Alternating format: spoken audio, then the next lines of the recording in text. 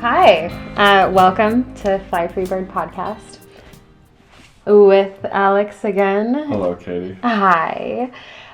This is the new set. What do you think? I think it's incredible. It's a work in progress, Yeah. right? Very professional. So yeah, we're just kind of seeing how things go, and it's all about flying, right? And being free. Yeah, right. And just getting started. I think so. So we got some cool chairs. Yeah.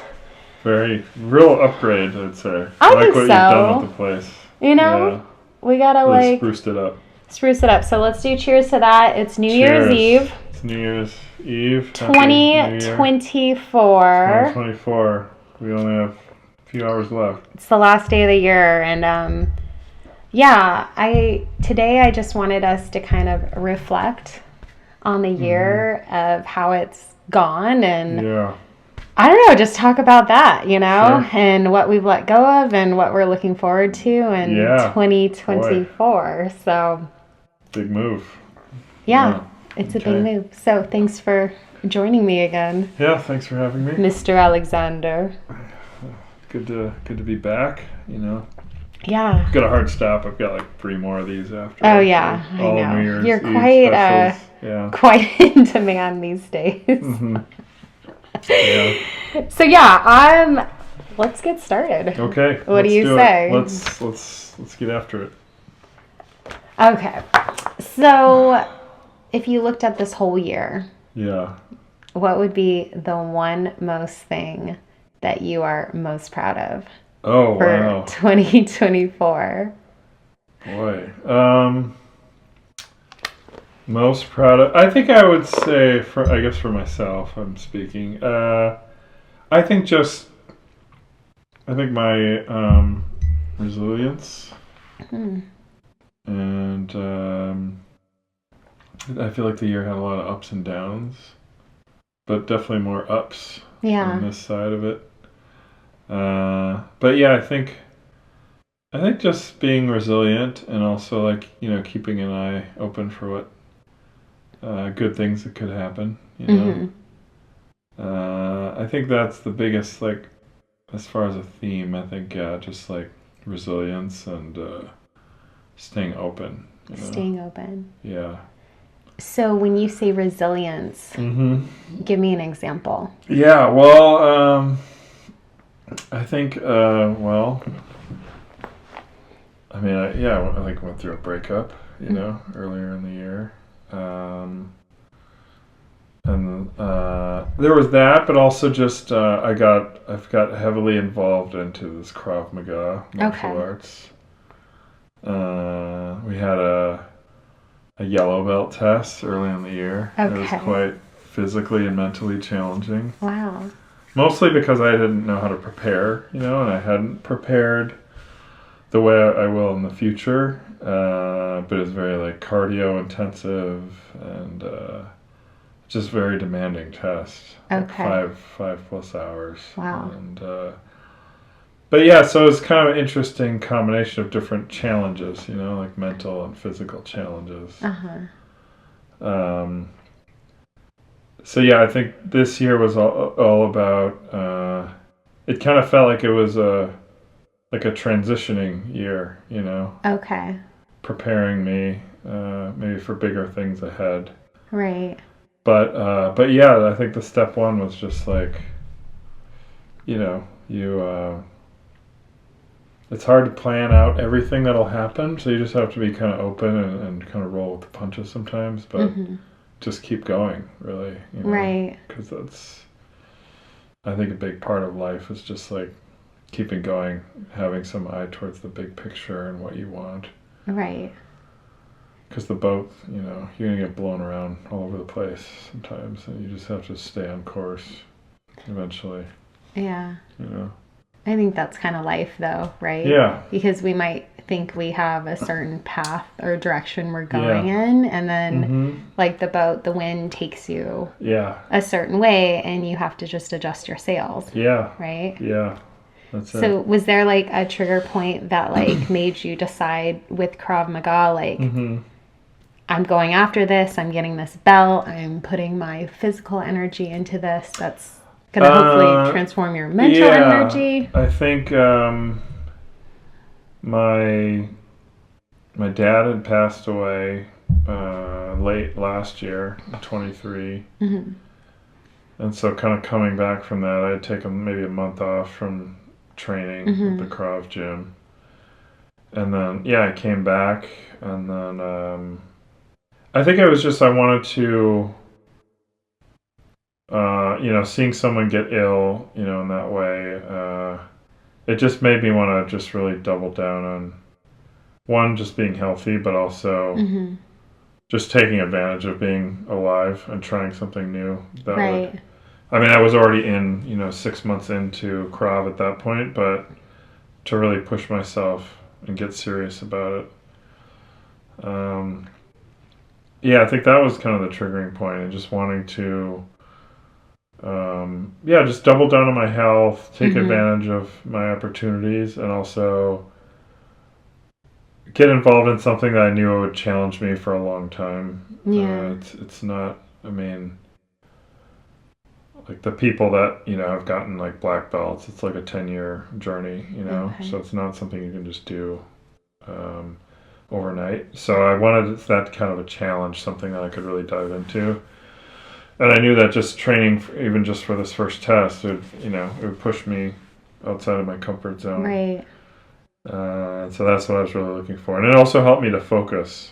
But I think, just coming out of that period of, just kind of being sad and thinking about sort of a lack of health in someone else at the end, wanting to just be more healthy myself and really be able to dive into something that would give me additional direction and purpose. Yeah. Mm-hmm.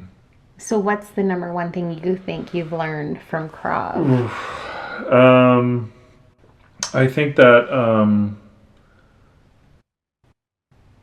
that sometimes there's no hack, there's no life hack, there's no cheat code. You have to push through, but you can push a lot harder than you think you can. It's nothing crazy, but it's challenging, and but sometimes the only way through something is to just push through it. And there's a lot of times when you're in this case, especially, your body will want to quit, or your brain will find a million reasons to quit, or excuses, or built-in excuses of why you should quit. Right. But I think you can go a lot farther than you think you can, Yeah. I think I heard, like, people can go something like some crazy, like 30 days without food. You can suffer, jeez. You can suffer a lot more than you think you can. Right. If it's worth it to you. Yeah.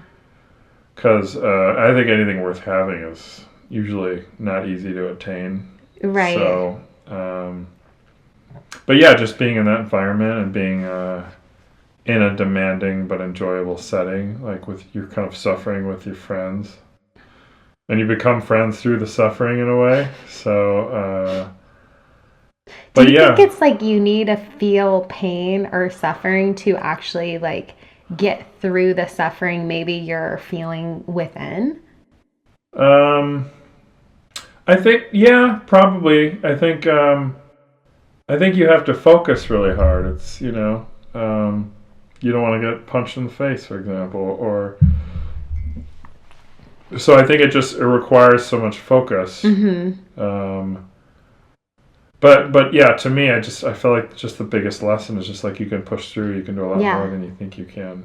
But do you think when you physically feel the pain of, say, being punched or thrown to the ground, when this is all part of like the practices with the art of Krav Maga, do you think that almost helps you like let go and accept some of the pain that you've been like feeling inside?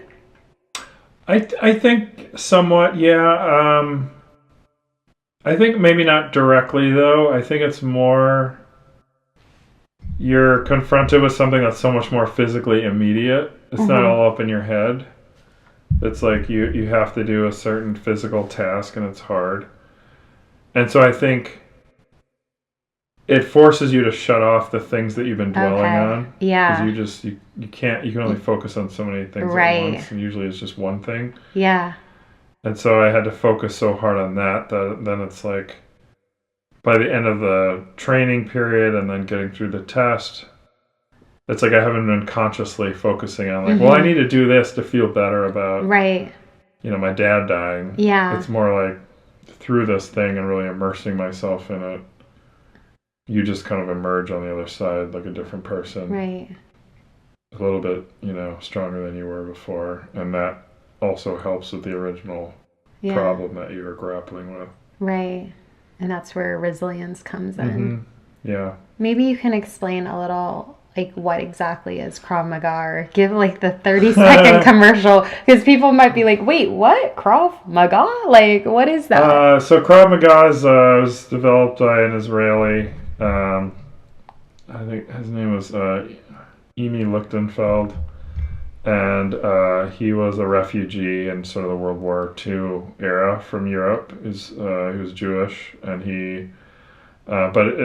before the war, he had been like a junior, I guess amateur boxing champion. He was into boxing, kind of karate, jiu-jitsu. Okay. So Krav Maga is a mix of these different other martial arts that's since been through Emi's training when he moved to Israel. Through him disseminating this training, it became this martial arts that's associated with the Israeli military, and it's since spread around the world, especially in California. There are a lot of Krav gyms. But it's a martial art, some similarities maybe to like mixed martial arts because it's a combination of different styles. Okay.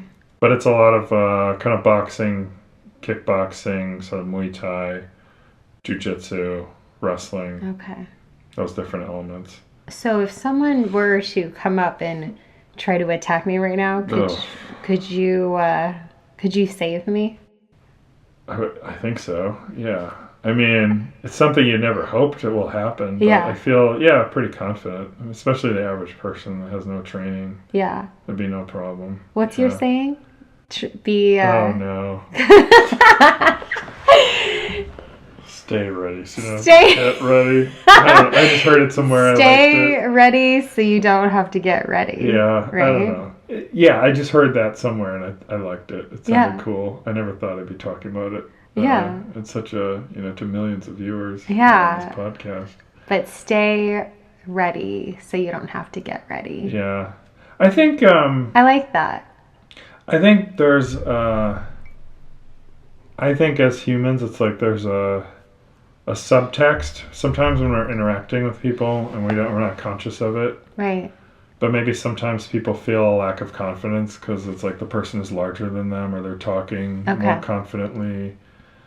So I think the more things that you can do to, one, just develop your mind and your thoughts, but also physically.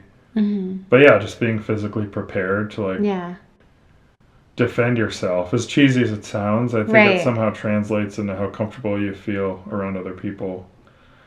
And I think just the act of like training on a regular basis in different confrontations, it makes you less eager to get into confrontations in a way, strangely, but also it gives you a little extra maybe confidence or self-assuredness that you wouldn't have otherwise had. But I think that's good life advice for anything, not even just Krav Maga, or if some stranger's gonna come in try to beat me up and you're gonna save me, right? But it's like stay ready so you don't have to get ready. And that's in so many ways, right? Like keep your mind healthy, keep your body healthy, so when you actually have to, it's already there. You just have to like put it into gear. That's it. Right? Yeah You're just constantly staying trying to like stay at the just constantly trying to improve and just be physically, mentally prepared for whatever may happen. It's too late to start taking vitamins when you're deathly ill. It's like you just keep doing daily habits that help you get a little bit better or sustain what you have. Because did his sickness and ultimately his death, did that come as a bit of a surprise? I mean, no one's expecting anyone to just die, especially your own father, but yeah. Was it just like out of left field where it just hit you? Well, he had gotten, cancer a few years prior in 2020. So I thought he would, at that time I didn't know if he would pull through. It was a little that's when it dicey started in the on beginning because he had collapsed and, a neighbor had found, so he had gone to the hospital. And so it was very dicey for a few days. Right. But then, once he was diagnosed and then he was getting the treatment and the drugs, he was doing a lot better. So it was still in the back of my head of like, okay, well, he probably doesn't have, 20 years left, but he has some time, it seems. But then everything kind of worked until it didn't work. Right. So I was both like expecting it, but also kind of surprised. Yeah. When ultimately, things did take a turn because you're never quite prepared. Right. Know. Well, how could you be, really? How could you? Yeah, it's, I don't know, it's like any of these common life things. Like you can hear about it, you can read a book, you can watch a video about it. But I don't know, it's like, the birth of a child or something. It's like until you're there. Yeah, you don't know. You don't know. You can't describe it. It's just these big life things, they happen, and then you know what it's like once it's happened. You can't read about it and be fully ready. Yeah. So when you did see him, like, was there do you remember your dad giving you any sort of like wisdom or advice those last few days you had with him, or any encouragement or support, or anything you take from him? I think he just said that, he was proud of me, that I had been a great son, or I was a great son, and it was just things like that, just words of like encouragement or pride. Yeah. Mostly that. Right. Just talked, just some little like memories, and it's a tough conversation because you don't want to say, well, this is the end. Tell me all your wisdom. Yeah. It's kind of implied. Right. So it's kind of, you try and have a normal conversation, but you're also trying to like say the things you want to say and ask the things that you want to ask. Yeah. Because you don't know how much time you have. Right. And however time you think you have, it's probably like a few days or weeks less than that, It just, I don't know. But yeah, it was more, he just said that, he was proud of me, and we just kind of shared some memories when I was a kid. Yeah. This like grocery store near where we lived that had a giant like taxidermied like stuffed grizzly bear, and I was like terrified of it when I was a kid. But I don't know, we were talking about that and just... Oh my God. What did he say? Do you remember? I don't remember, but he just... I just asked him like what his favorite memory was, and he just said something about like holding me when I was a little kid. Oh. But yeah, stuff like that. Yeah. Yeah. So I can only imagine like how you feel. I don't know, because fortunately my parents are still here. Yeah. And we know it's inevitable, like death is. Yeah. As unfortunate as that sounds, it's there, right? So it's like, how do we live each day with like joy in our heart and like appreciation towards the people in our life, right? Yeah. Because the truth is, like, we don't know. Anything can happen. Yeah. Any day. Yeah. Someone can have a diagnosis and it's happening, but you don't know when. Yeah. Or something can happen just out of the blue. Yeah. So I guess it's like, from what you've learned from your loss, like going forward, how do you want to live each day with the people that you care about? I mean, I think some of the cliches are true. Like you tell them you love them or you care about them, whatever form that takes, depending on the relationship. Yeah. I wouldn't tell your boss that. But, Well, who knows? Unless you have that sort of relationship with your boss. Who knows? But I think just showing appreciation, I think, is important. I mean, we've talked about it. I could go either way. I think you can go crazy being like, because it sounds cool to be like, well, I live every day like it's your life. But you can't live your life like, you can't. I don't think you should be like the Stoics and just constantly staring at a skull and contemplating your mortality. I don't think that's any way to live. I think you just live your life normally most of the time. But I think in my case, just for me, I've noticed like, okay, I try to like, cherish or like enjoy certain things in the moment. Yeah. Try not to like stay. I try not to stay like mad at anyone for too long over nonsense. Yeah. It's easier said than done, but I think just trying to be more appreciative. I think. Mm-hmm. Openly or just even just in my head, like, oh, that was nice. Right. This, this doesn't happen every day. Yeah. So I think just taking a second to kind of appreciate what you have is important. Right. But also, again, like I said, it's kind of a dichotomy. It's like also just keep moving forward in your life. Try to do things that are healthy and positive. I don't think the lesson of anything is to like obsess over it. But more just kind of try and take the lessons from it. Mm-hmm. Look for little spots where you can apply it. Yeah. Think about or be in a place where sometimes you can take an extra 5 seconds and be like, is this really worth getting into this argument with this person right now? Right. Or is it worth blowing up a friendship over something stupid, Right. I think it's more subtle things like that for me that have been more.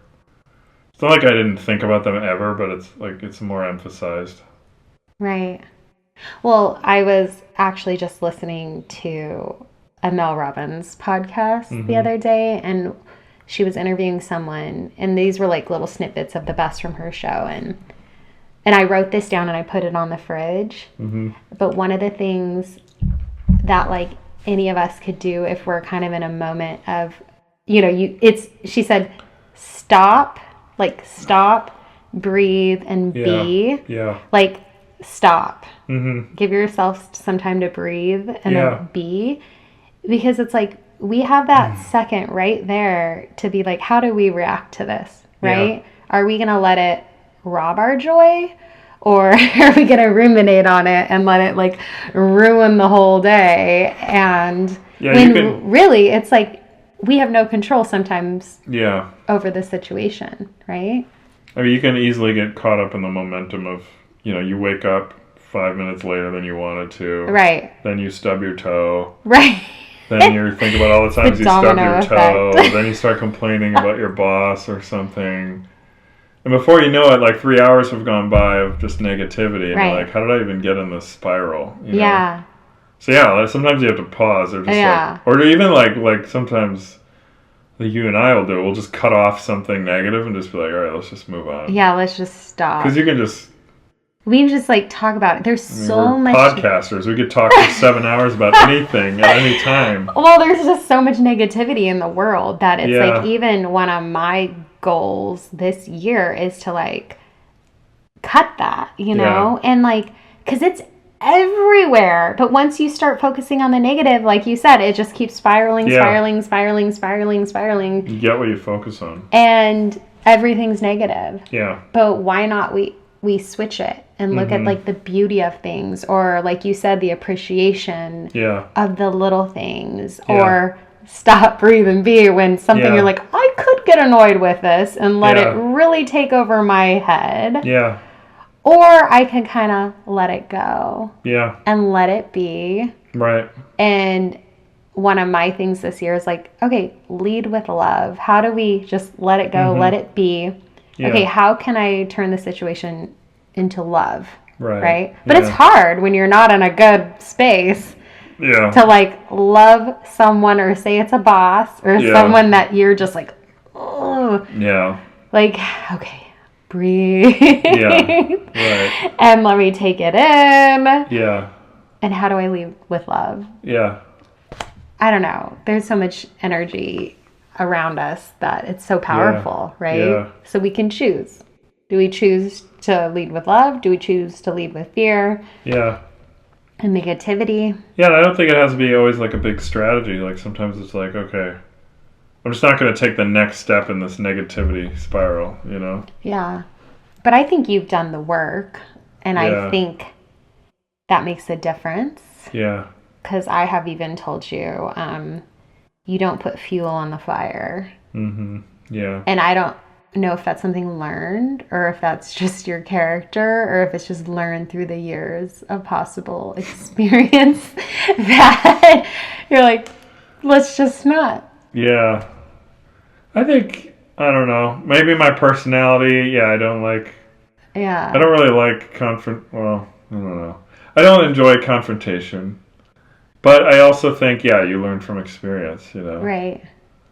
Because I think like moods can be infectious, you know, or you get in this weird, you can have positive momentum, you can have negative momentum, so sometimes it's best just like, you don't have to like slam your foot on the gas or on the brake, but you can just stop touching the gas pedal, you know? Right.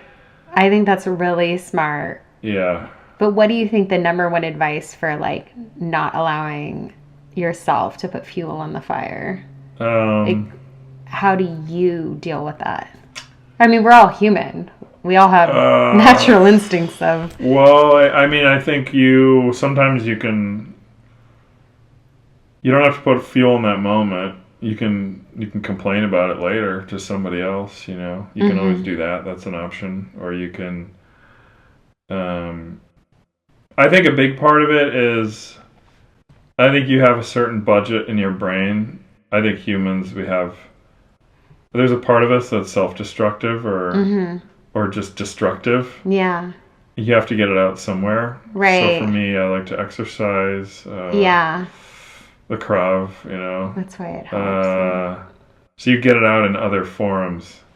So then you're not walking around with, I have this budget of I need to be confrontational, so I need to like, escalate this situation because, somebody didn't like the mug I got or something. You know? But like in the moment, how do you like calm yourself to not react, I guess? Sometimes what I do is I just focus on, I don't focus on like a mindset in the moment. I just think of like a physical act or lack of action that I can do. Okay. Like just don't say anything. Like I'll say that to myself, like just don't say anything. Okay. Just let it pass. But that's practice. Yeah, just don't say anything. Yeah. Or I'll be like, I'll say something to myself. I'll just be like, well, you can shut up now, or this can be a 6-hour thing. Ordeal. Right? Ordeal. Or multiple days, you know. The damage is done, and then you're apologizing, and then you're repairing, and then it's weird, like, because, we've all had experience with that. Yeah. And then I'll be like, do you want to repeat that? Yeah. This is just a normal Tuesday. Like, we could just have a normal Tuesday, but it doesn't have to be a saga for the next 3 days. So I look at it from that practical lens. It just depends on what the setting is, It depends, But that's maturity, I think. Yeah. Yeah. I think you have to constantly ask yourself, is it worth it? Yeah. Because you don't know. I mean... Right. Turn on the news any day. Like, there's all kinds of things that spiral out of control. You didn't know it was going to become what it became. Right. Right? Like... Yeah. Like, I'll just light this match, and then, a gust of wind, and now, state forest is burning. Like, you don't know where things are going to go. No, you don't. So, you have to ask yourself, like, is it worth it? That's what I do. That's really the biggest thing I do is, like, is it worth it? To, like, maybe say something snarky or to like put fuel. Yeah. Any interaction with somebody or any long-term relationship of any sort that you have with someone, like, the conflicts will come, but it's like, does this need to be the big thing that we're going to have a fight about? Yeah. I usually think that's maturity, though. The answer is no. Yeah. It's not worth it. I think that's growth, though. Yeah. Yeah. I think you just learn from mistakes, hopefully. But also like wanting to grow and evolve and to become a better person, right? Yeah. Yeah. It's also, yeah, it's just, I think, there's like play stupid games, win stupid prizes. Like, you're not going to be remembered throughout all of history as like, this is the guy who won that argument, with his girlfriend about the thing. Right. Isn't he amazing? Like, no, like, you're just going to ruin a Saturday or something, and your life is going to be worse. Exactly. So usually it's just not worth it. It's just not, I mean, you'll know what things are worth it, and usually... Even those things, it's not something that's going to be resolved in the next 5 seconds. It's like maybe you have a conversation with them later, or you take a deep breath, or you read a book about, conflict resolution or something. But I don't know, just looking for like going back to the Krav thing like we were talking about. Like, it's just like most things don't have some hack. It's just like think about what matters. Right. I don't know where I'm going with this, but... No, it's great. Yeah.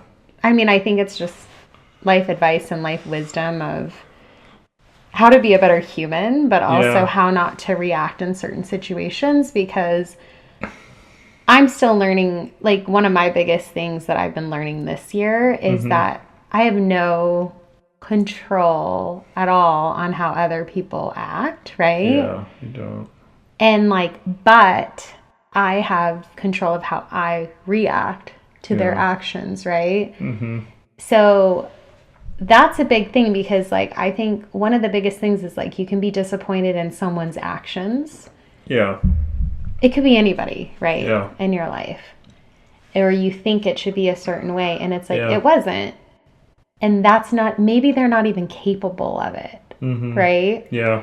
But I can choose how I can react. And I think... Yeah. And what you're saying is it's good advice because with anything, if it's someone's actions that you don't maybe approve of, and you kind of almost do like the Mel, but also what you're saying is like stop, breathe, and be like just kind of, is it worth it? Is it worth it? Yeah.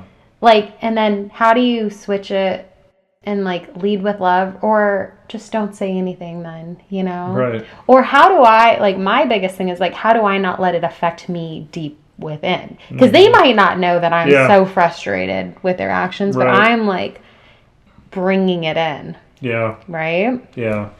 And I think as long as you're self-aware and you're constantly evolving and growing and trying to be a better person, then you're doing the work, but you have to want to do the work because we could all fly off the handles, right? Yeah. Like 10 seconds, a life can change. Well, I think you have to choose your. I think you have to choose your pain. Yeah. Right. There's like the pain of the slow pain of like disciplining yourself. Like learning things directly or indirectly and applying it. Like there's that, there you could take on that pain of like, how can I work on myself? Should I go to therapy? Should I go for a run when I don't want to? Like, push yourself. You can choose that pain to like, improve yourself or like make yourself more able to deal with challenges. Or you can skip that. But you don't get to skip the pain. You'll just wind up with the pain of, screwing up in something that's important to you, or something going wrong at work, or losing a relationship. There's any number of things that can go wrong when like you try to skip the pain that you can control and like going right to the what you think is the pleasure of just not doing those things, but it's you don't get to... Yeah. Things are going to happen. Life happens. Life happens, yeah. Yeah. No, and I know that when we first met, and this might be kind of tough, but you said, you talked about your dad, and you said you're now an orphan. Yeah. And I know we wanted to talk around Christmas and talk about like the reflection of you felt this year was like the hardest year. You felt like you didn't have your parents. Yeah. And I guess like you have gone through the pain, you've done the work, but you're still human and you're still going to feel it. So I guess my question is like, how do you deal with that pain that you can't fix, you know? Well, I think one, you just accept that it'll probably always be there in some form. Mm-hmm. I mean, to live is, to lose things over time. Yeah. If you live long enough, you lose every relationship. You lose them in some way. Right. If somebody dies, Yeah. you die. So I think expecting that understanding that loss is part of life, I think is important. I think also I think part of the implied part of the orphan thing is then it's like, well, like I think we were talking about the other day, it's like at a certain point, like you're the adult, like you're the generation that's when in did charge, that happen? Right? If you think back to like, I don't know, 1996, right? Probably all of our grandparents were alive, or most of them, all of our teachers, like we had this whole structure above us, and we were in this safe little bubble, and isn't the town just so nice and filled with life, and all of your favorite teachers were still young and alive, and over time, people fall off, or accidents happen, or people have health problems. So, but where I take it is, it's like, well, I have a responsibility then as someone who is in, prime of life to like do my part. Yeah. To do the best I can. I also, I have a 7-year-old daughter, and so, she needs to like eat, and she needs to have her school activities, and she needs to be cared for. Yeah. So again, it's like sometimes I'm not like directly facing it, but it's like I'm helping someone else. Right. And then, or I can take maybe the lessons from my parents and just apply it to some little, micro situation with my own kid. Whether it was a good example or a bad example. Right. The other day we're about to leave, and kids have this thing where they love to have to go to the bathroom right when you're about to leave.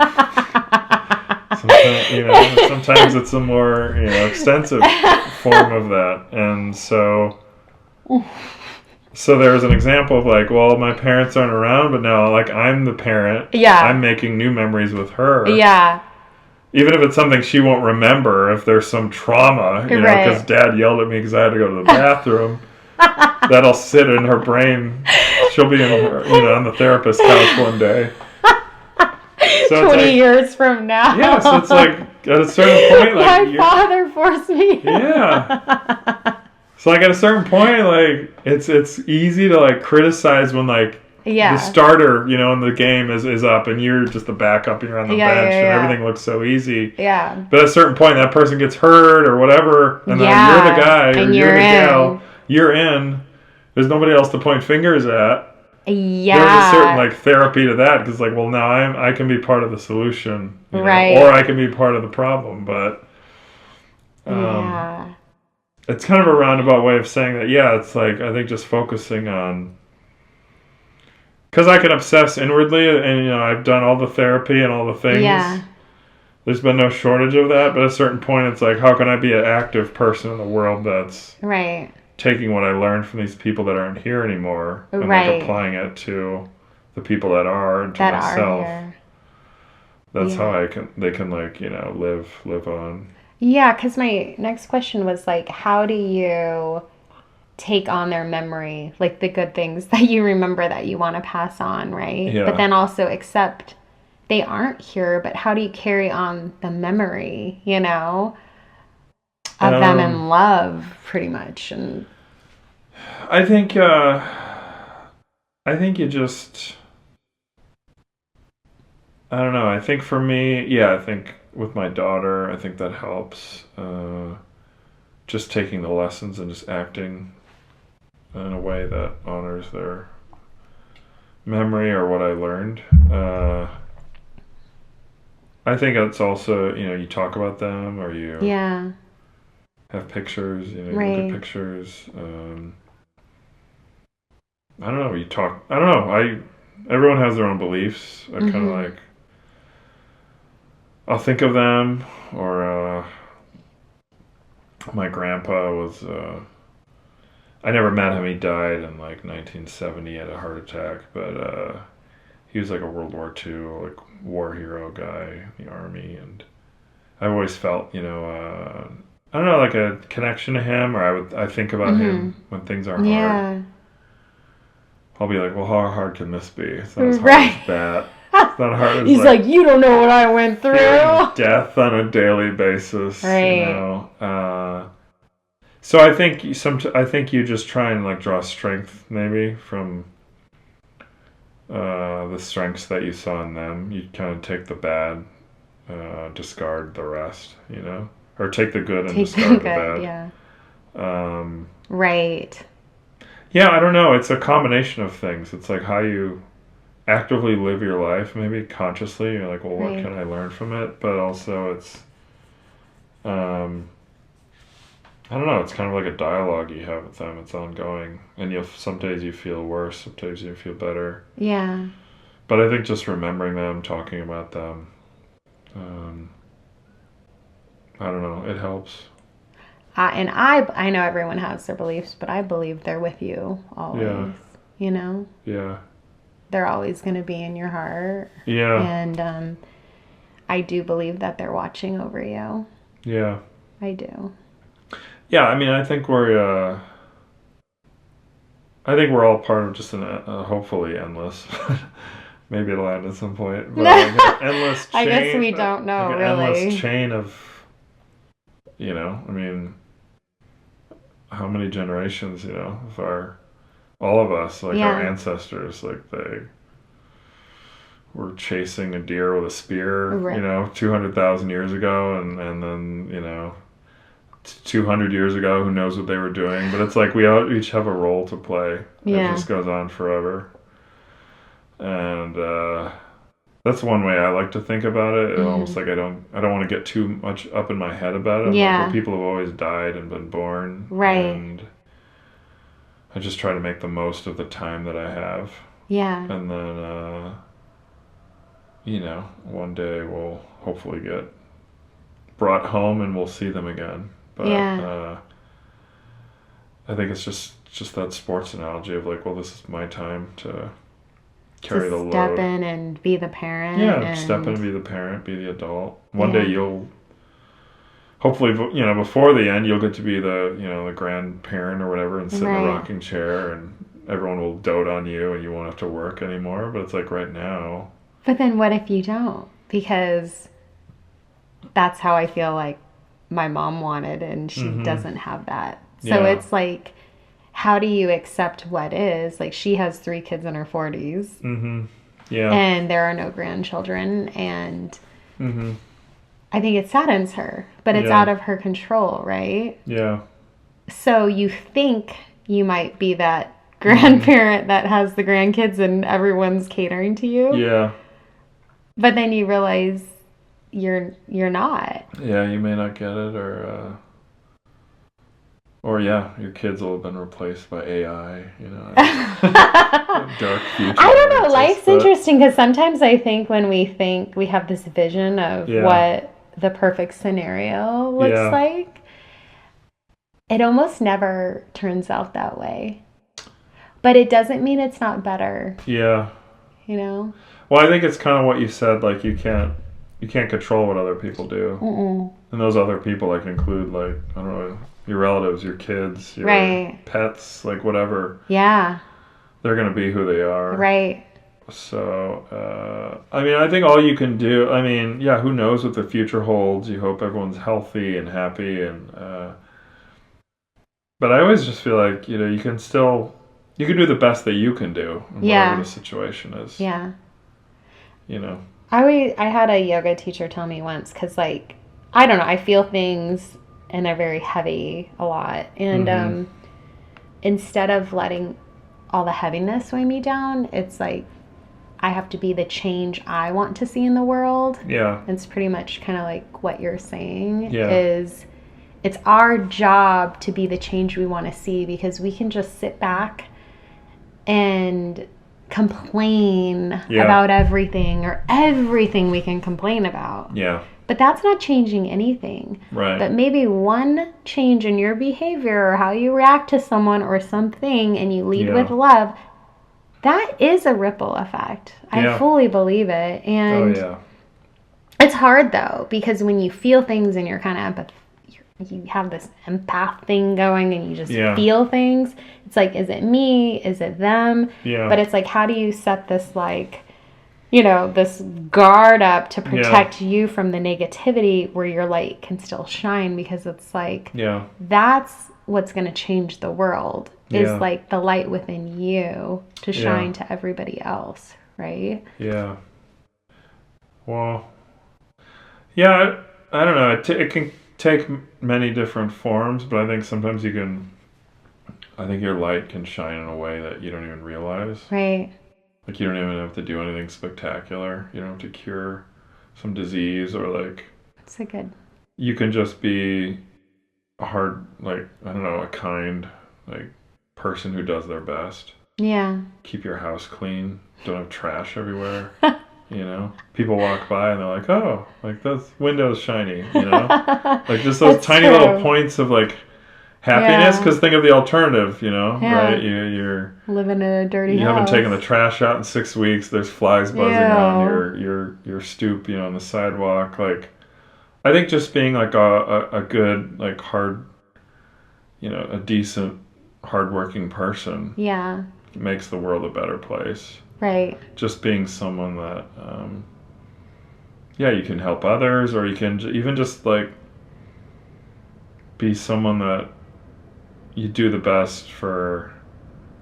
This sounds bad, but do the best for yourself, right? Like, you're just another link in the chain, but you're a strong link, you know?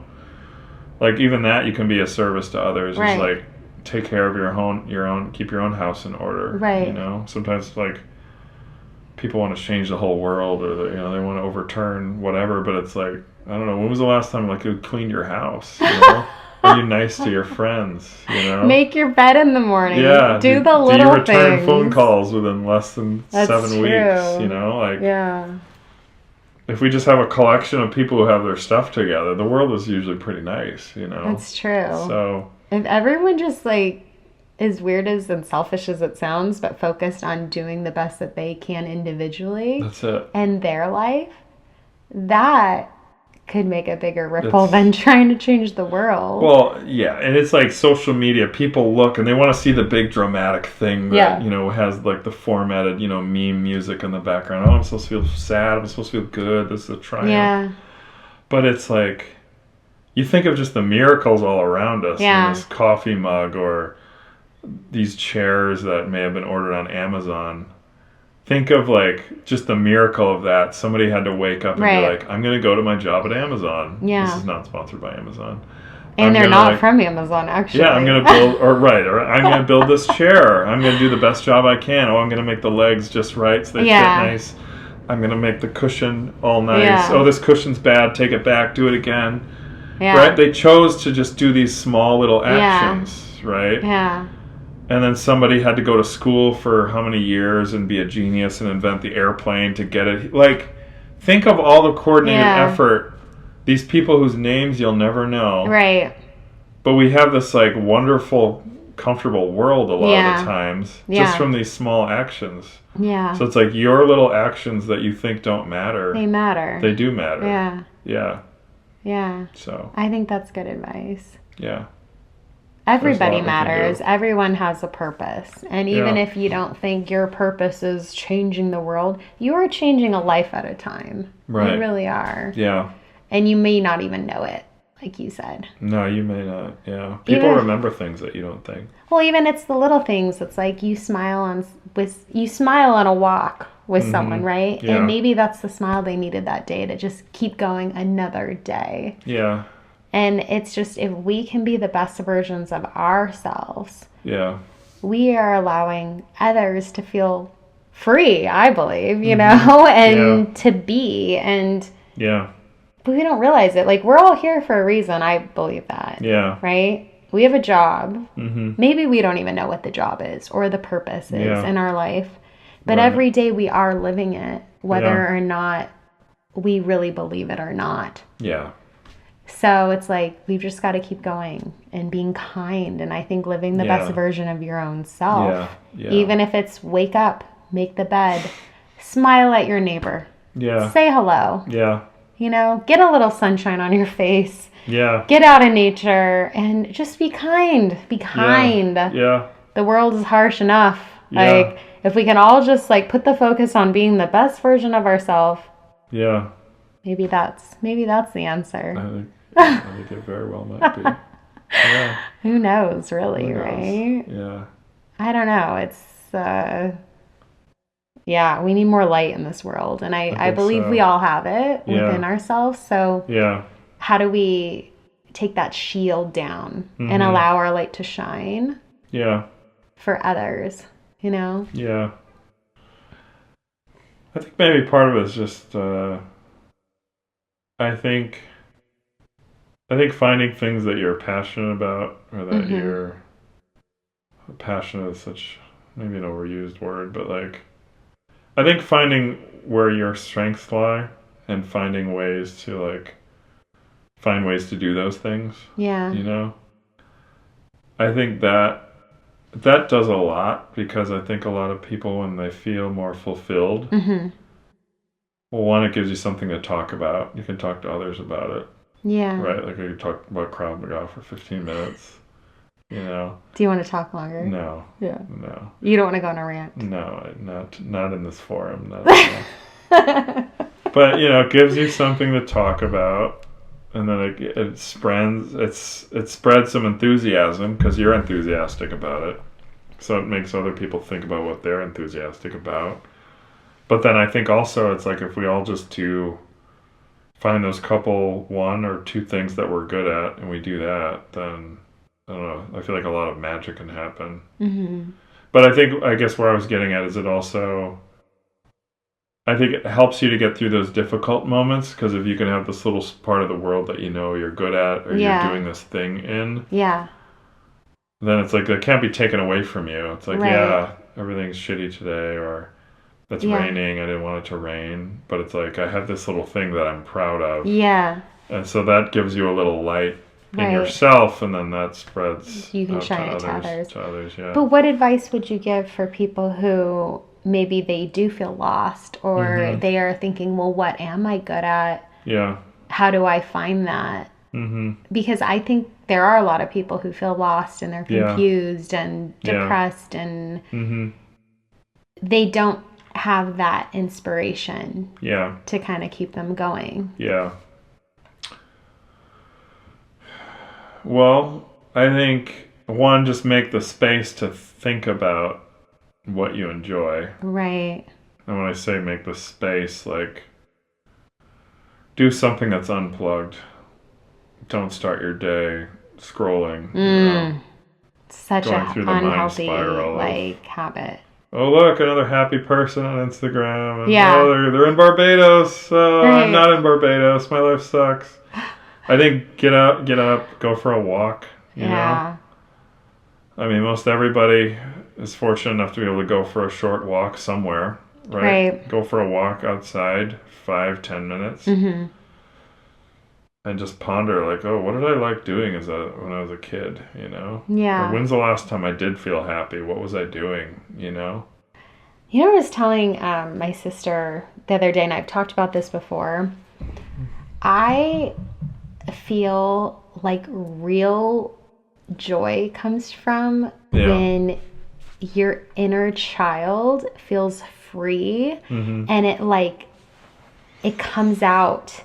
And whether that's like a full-on giggle fest with someone you care about or something, but like, you know, a big belly laugh, or something that's literally making you smile and laugh, and you're so happy, but it's almost like it's something that triggered something in your inner child that's bringing that joy. And it's like, how do you tap into that to have that be present in your adult life, you know?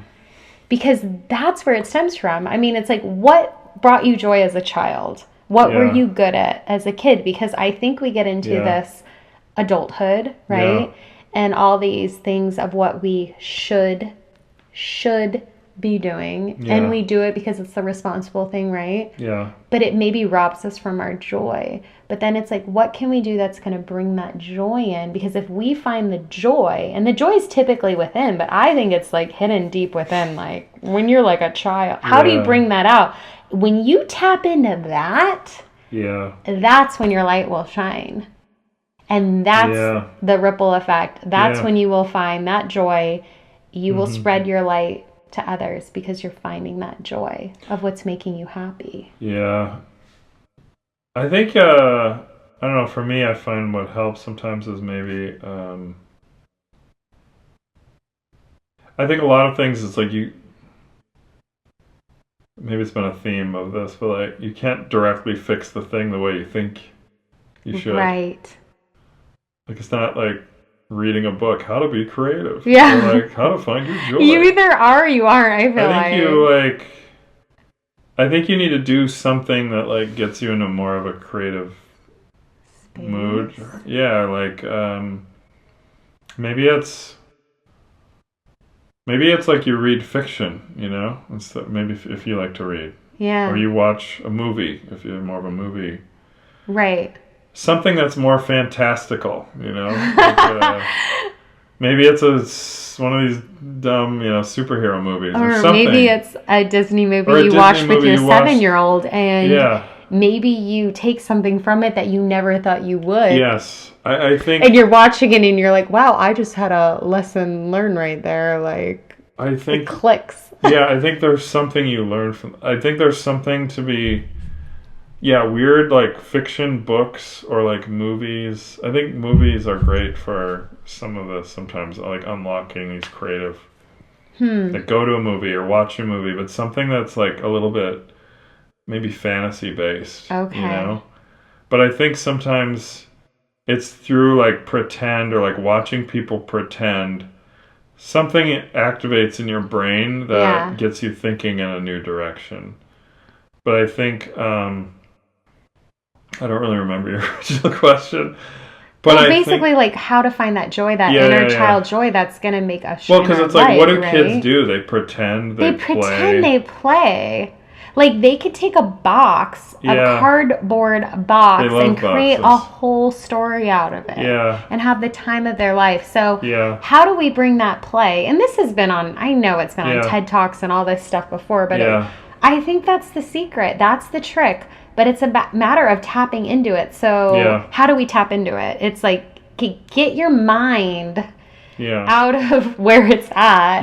And a lot of where it's at right now, we're so used to strolling and like comparing. And they've said comparing is the thief of joy. Because we're comparing. You can't compare. You have no idea what their life is. We have no idea anybody's life behind the screens. I think the scrolling like takes you down a controlled path.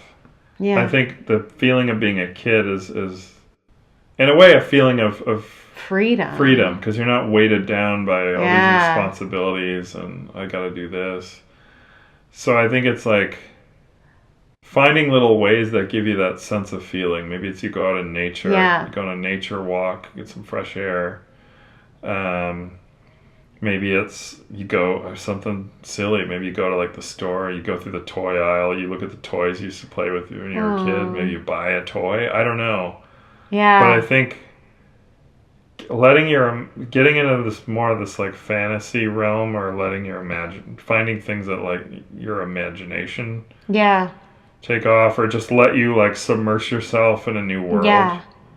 I think a lot of times it helps you to think differently about what's you're facing in life and like it just helps you to get into that feeling of freedom and creativity that helps you to be playful. But it's just I don't think it's a straight path. It's like you're having a weird day, okay, go watch a movie by yourself, you know. Go to a dog park, look at dogs.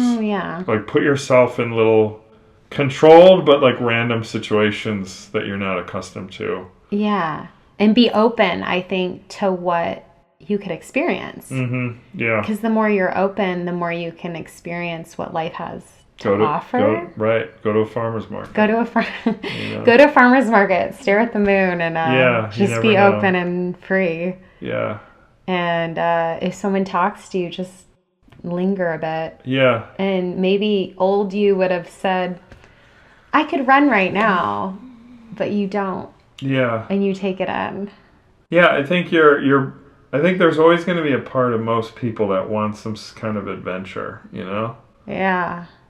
So it's, you have to find little adventures that you can go on, you know? I'm not saying break the law. Or, no, but just be open. Like, get... you know?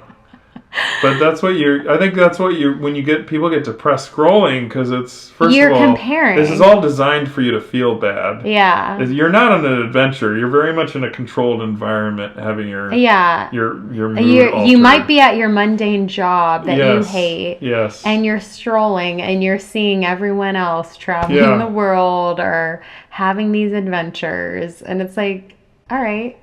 But you just find these little explorations. You don't have to go on a big trip. Like, what if I just went to a different grocery store today? That's true. What if I talked to 3 people, you know? What if I gave myself a little scavenger hunt? Find 3 red cars today.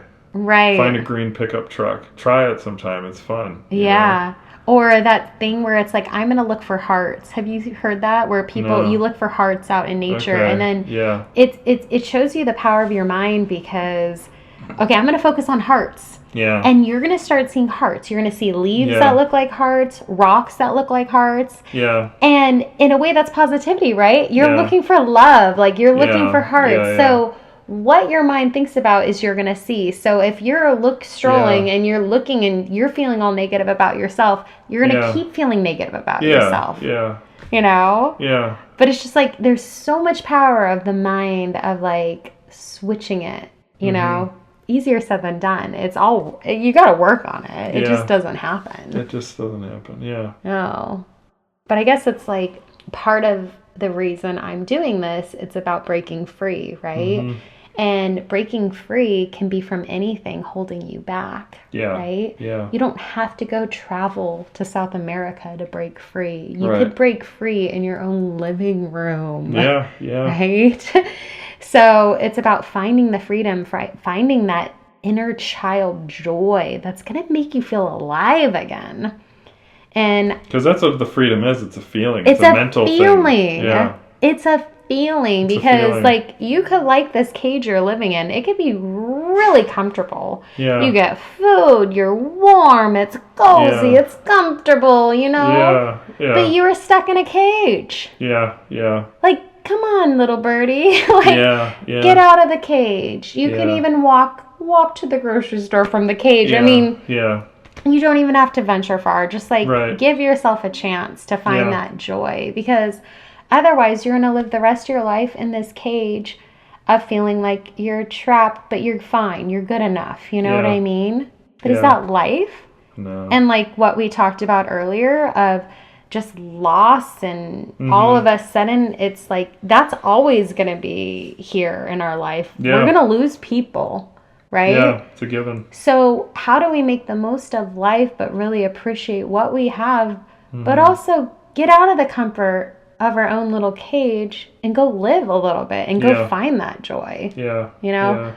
I don't know. That's my wish for this year and for others. And I know I struggle in my own cage. My own cage is probably my own head, right? But it's like getting out of your own cage and allowing yourself to receive like the beauty that this like world does have to offer. You know, I think also all great points.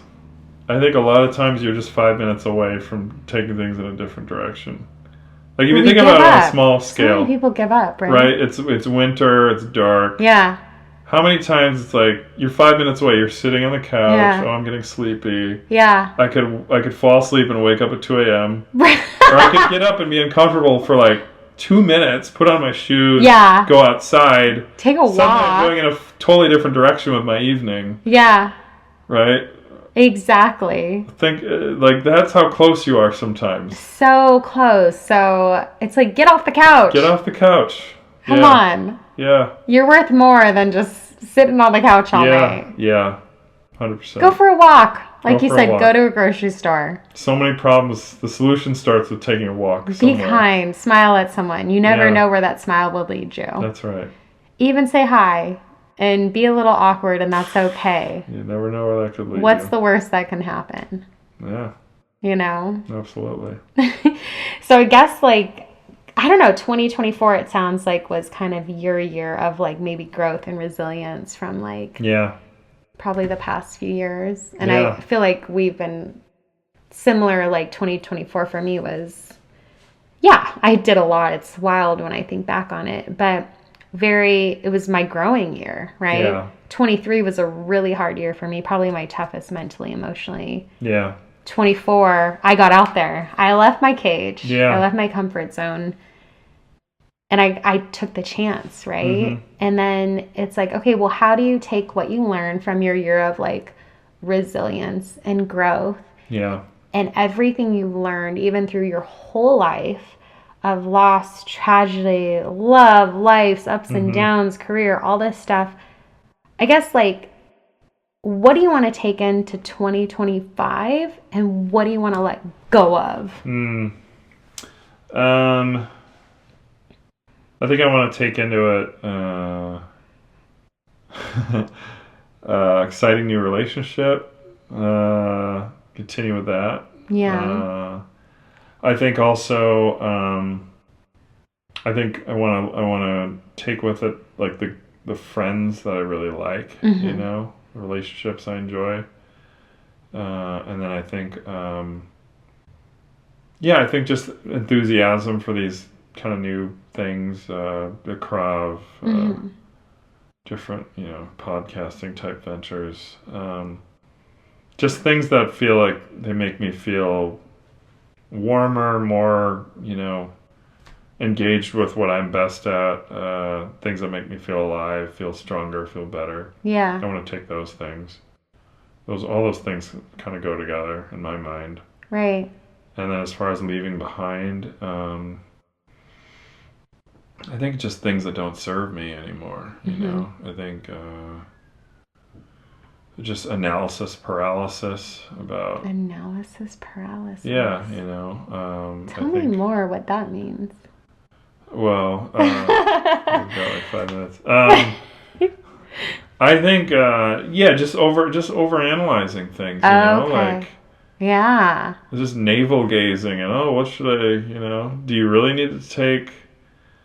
I'm the kind of person, you know, there's no judgment on anybody, but, like, at a restaurant, I look at the menu, usually 20 seconds, I know, you know, like, I'm never going to have a perfect option selection, probably, but I just, you stack up all those things in your life and just micro-analyzing things that are either, one, aren't important, or two, are already over, you know? It's like... Right.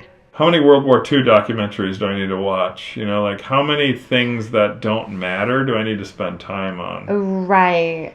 So more about, like leveraging your time more efficiently. Yes. Not wasting your time on the things that don't matter. Or things that are just over. Yeah. How many people just waste years agonizing over things that are over? Right. You know? It's like you broke up with that person in 2014, or that coach yelled at you when you were 7. Like, get over it. Or your parents did something mean to you like 20 years ago, and you like, get over it. Yeah, there's things you can't control. Let it go. Let it go. Yeah. So letting go. Yeah, that's kind of things you can't control, but also being more efficient, maybe with your time, right? Yeah, if it doesn't make me happy, it doesn't make me stronger, healthier, put money in my wallet, I don't want to spend that much time on it this year. Maybe 26 will be different. No. That'll be the year to waste time. No. But no, I think 25, that's kind of where I'm at, you know? Yeah. No, I'm aligned with... I think even we've talked about it, we're very particular with our time these days. And you got to spend your time wisely with the people and the things that are going to lift you up and bring you joy. Because the more time we spend on things that we're ruminating on or just bringing us down, how is that serving us? It's not. It's just starting that spiral of negativity. So, I mean, even for me, like this whole 2024, even in my book, one of the biggest lessons is letting go. And I'm still learning to let go. And a lot of it is things that I can't control. Because, I mean, I still lose things that are things. And they're just things. But what I really have to focus on is letting go of people's actions that I have no control over. All I have is control over me. So even for me, it's like letting go what I can't control of, what doesn't serve me, getting rid of excess negativity in my life that doesn't need to be there. Protecting my own energy boundaries. And really moving forward is like appreciating everything that I have, because I know I am very blessed. And acknowledging the certain people that are coming into my life to bless me more. And letting go of all the distractions that are holding me back from my own greatness. Right? So it's like my intention going into this year is to be clear with what I want, but have the discipline to get me there.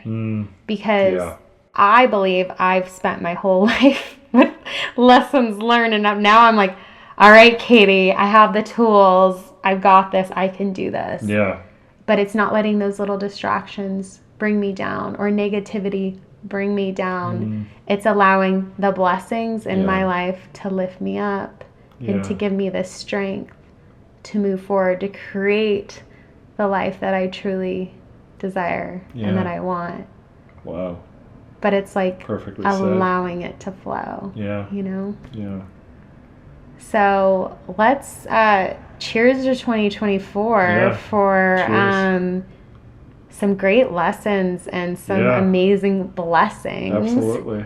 And preparing us for this next beautiful year ahead. What do you say? Sounds perfect to me. Are you aligned with that? I'm aligned. Well, here we go, fly free bird. Are you ready to fly? Because we don't know where this is going to go. No idea. But here's the thing. We're going with it. And we're flying. Absolutely. And I'm very lucky that I have a supportive partner to help me fly. So thank you. Ditto. Cheers. Cheers. Don't forget to fly, spread your wings, get out there. Love you. Take care. Cheers.